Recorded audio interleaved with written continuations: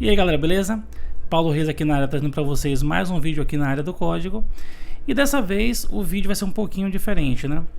Normalmente eu trago para vocês vídeo trazendo algum tutorial de alguma coisa, ensinando alguma coisa aqui no PHP ou CSS, JavaScript, SQL e tal. Só que dessa vez eu resolvi fazer um negócio um pouquinho diferente. Essa semana eu vi algumas discussões em relação a qual linguagem é mais performática, que PHP é muito lento, que Python é muito lento. E eu resolvi trazer para vocês um vídeo aqui com alguns comparativos e mostrando para vocês que às vezes nem sempre essa performance que fala que é melhor ou pior de fato é verdade. Então eu trouxe para vocês aqui três exemplos, ou melhor, dois exemplos, cada um numa linguagem diferente, né? Eu trouxe aqui um exemplo bem simplório, né, em JavaScript, né, que é basicamente um Hello World. Esse mesmo Hello World em PHP e esse mesmo Hello World em Python, para que a gente possa comparar essa performance. Obviamente aqui é um exemplo absurdamente simplório, né? Mas a gente poder comparar essa performance no mesmo ambiente. Eu já vou deixar claro para vocês aqui que obviamente isso aqui não é bem um teste de benchmark. A gente sabe que para fazer um teste de benchmark a gente precisa ter um cenário muito mais bem detalhado. O da gente aqui é algo muito, vamos dizer assim, muito genérico. A minha máquina de trabalho aqui, minha máquina pessoal. Então assim, tem um bocado de software rodando por trás. Nesse exato momento tem o próprio software de gravação de tela rodando por trás e uma infinidade de outras coisas, né? Fora isso, eu tenho aqui o teste vai ser feito no Linux, né? Porque o PHP ele performa melhor no Linux. Só que esse Linux também, de uma certa forma, é virtualizado, né? Ele tá aqui via WSL2, não está nativo na máquina, então tudo isso vai influenciando. Mas basicamente é o seguinte, eu vou rodar primeiro aqui esses scripts, né? Exemplo 1, exemplo 2, exemplo 3, e a gente vai ver como é que cada uma dessas linguagens se comportam, né? Então vamos lá. Para começo aqui, eu vou rodar o script em Python, né? Então Python 3 exemplo 1.py. Então ao executar isso, perceba que ele é tão rápido que o código está configurado para exibir em segundos, né, em frações de segundos.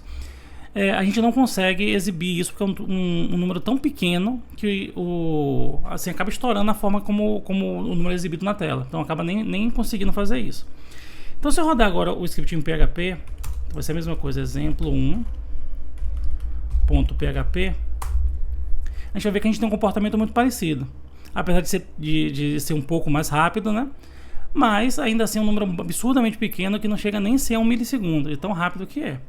E quando eu rodar aqui no Node, então Node exemplo 1.js, a gente vai ver que o Node ele já é um pouquinho mais lento, né?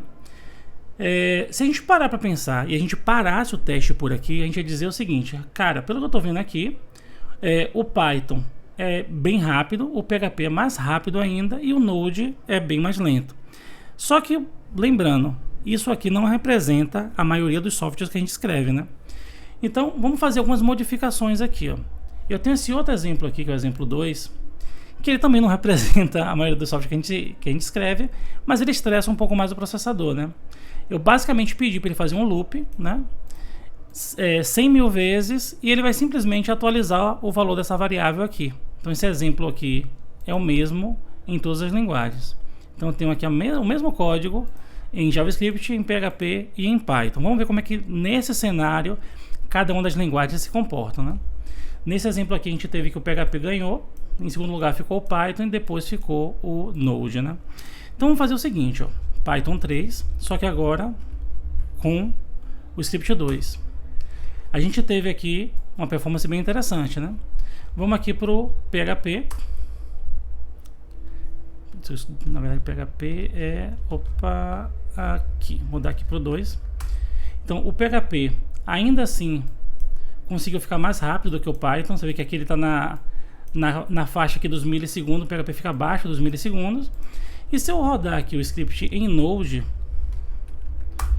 perceba que o PHP ainda está mais rápido que o Node, só que agora o Node, cadê aqui o Python, exemplo, aqui, só que agora o Node está mais rápido que o Python, né? Interessante isso, mas vamos fazer mais algumas modificações aqui. Eu vou dizer que eu não quero mais rodar 100 mil registros. Eu quero rodar aqui 1 milhão de registros, na verdade 1 milhão de loops, né, de iterações ali. Então fazer essa mesma modificação aqui e essa mesma modificação aqui. Então aqui eu tenho 1 milhão, aqui eu tenho 1 milhão e aqui eu tenho 1 milhão. Então vamos lá. Primeiro Python. Então Python 3 exemplo 2. Ele já veio aqui para centésimos de segundo, vamos dizer assim, né? Vamos tentar agora com o PHP. O PHP aqui está na faixa já dos milissegundos. E no caso do Node, perceba que agora, nesse exemplo, o Node ficou mais rápido. Então vocês percebem que a depender do que a gente está fazendo, essa diferença de performance vai variando. Então a gente não pode simplesmente dizer, o Node é mais rápido, o PHP é mais rápido e o Python é mais rápido. A questão é o que é que a gente está fazendo. Vamos fazer mais uma modificação aqui, que seria pegar esse mesmo exemplo aqui e colocar agora com 1 bilhão, né? É um número bem grande, né? Vou botar aqui e salvar. Aqui vamos salvar também. E aqui vamos salvar também. Então vamos lá. Exemplo com o Python. Perceba que agora a coisa já começa a demorar bem mais. Aqui está usando muito poder de processamento. Mas vamos ver como é que ele vai se comportar para rodar 1 bilhão de registros, né? Então beleza, perceba que eu tive que adiantar o vídeo de tanto que demorou. Ele está dizendo ali que demorou 80 segundos para poder processar esse script, né? Eu vou simplificar aqui porque 1 bilhão está realmente muita coisa. Vou botar aqui 100 milhões para cada um deles, né? Vou vir aqui, fazer aqui e aqui também. Vamos refazer o teste aqui com o Python, né? Deixa eu até limpar a tela aqui e fazer novamente com o Python. Agora provavelmente vai ser bem mais rápido, né? Mas ainda assim você vê que não é algo tão trivial. Você vê que nesse exemplo está dando mais de 7 segundos para executar. Vamos agora tentar fazer o mesmo script com o PHP. Perceba que o PHP já ficou abaixo de meio segundo, né? E se a gente fizer o mesmo script com o Node, perceba que o Node está absurdamente mais rápido que o PHP. Aí, o que você deve estar pensando agora? Cara, realmente o Node é muito mais rápido. Mas a questão é o seguinte, antes de explicar o motivo disso, eu vou fazer uma pequena configuração aqui. Ó. O PHP a gente viu ali que deu na faixa de 0.4, né? A gente tem aqui, ó, se a gente vier na maioria na verdade na maioria não, qualquer distribuição Linux que você tiver o PHP instalado, você pode rodar esse comando, php -init, ou melhor, ini. Na verdade não só no Linux, né? Também funciona no Windows e no macOS. Só vai diferenciar obviamente o caminho dos arquivos. Então se a gente vier aqui nesse arquivo, a gente pode alterar as configurações de inicialização, né? As configurações padrão do PHP. Só que nesse caso em específico ele tem um arquivo adicional, que é esse cara aqui, que ele lida com uma extensão chamada opcache, né? Então eu vou abrir esse arquivo aqui. Vamos vir aqui nano e passar esse arquivo. E para vocês aí, provavelmente só vai vir essas duas linhas aqui, ó. Essa aqui do Zend e essa aqui do opcache. Essas de baixo não vão vir. Mas assim, eu vou deixar esse scriptzinho aqui na descrição do vídeo para vocês poderem fazer esse teste aí também. Então, vou descomentar esses caras aqui, porque vai vir desse jeito aqui para vocês, lá no arquivo de vocês. E essas linhas aqui de baixo não vão vir. Então, vocês vão precisar digitar ou copiar e colar essas linhas aqui. Basicamente, eu estou habilitando o opcache e estou também habilitando o opcache para rodar no CLI, né? E também estou definindo algumas configurações aqui do DIT, né? Deixa eu até colocar aqui como on. Né? Opa! Vamos habilitar o DIT e fazer algumas configurações aqui. Então, salvei, saí e vamos rodar de novo aqui o exemplo com PHP. Perceba que agora o que estava como 0.4 caiu para 0.3. Aí você fala, pô Paulo, mas não influenciou muita coisa. Realmente, nesse exemplo, não influenciou muita coisa, mas para várias coisas que a gente possa fazer, esse ganho aqui de 0.1, né, vamos dizer assim, 1/10 de segundo, para muita coisa faz muita diferença, né? Ele, óbvio, ainda não chegou no nível do Node, né? E se a gente fizesse esse exemplo aqui em C ou em Java, seria ainda mais performático, né? O Java conseguiria rodar isso aqui, números até maiores que esse, em frações de milissegundos, na verdade, né? Mas por que esse tipo de coisa acontece, né? Esse recurso que eu ativei ali do PHP, que é o JIT, que é o Just in Time, ele foi, se não me falha a memória, disponibilizado no PHP desde a versão 8, né? E é uma forma de o PHP otimizar a execução de alguns scripts, né? O Java tem isso também, se não falha a memória, o C# tem isso também, o Node tem isso também. Só que qual o grande lance, né? O Java tem isso desde trocentos anos, né? O Node também tem isso há muito tempo, e o PHP só implementou isso agora. Então, a natureza do PHP é diferente da natureza do Java. Então, o Java precisava tirar proveito disso há muito tempo, né? Já tem muito tempo que eles precisam desse tipo de recurso. O PHP começou a ter mais necessidade disso de um tempo para cá. Então, como é algo muito novo, perceba que a gente já está ganhando bastante coisa ali, né? Se a gente parar para pensar. Mas, como é algo muito novo, ainda está em processo de melhoria.